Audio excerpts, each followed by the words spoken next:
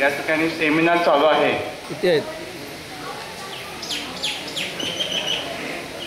यासाठी वेगवेगळ्या माध्यमातून ज्या ज्या लोकांनी आपल्याला या कार्यक्रम पार पाडण्यासाठी जे सहकार्य केलेलं आहे यांचा आपण या ठिकाणी सन्मान करणार आहोत। मी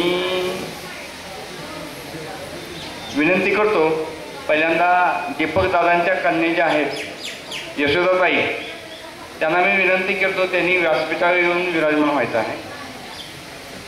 यशोदा येरंडे ताई त्यांनी व्यासपीठावर येण्याची व्यवस्था करावी।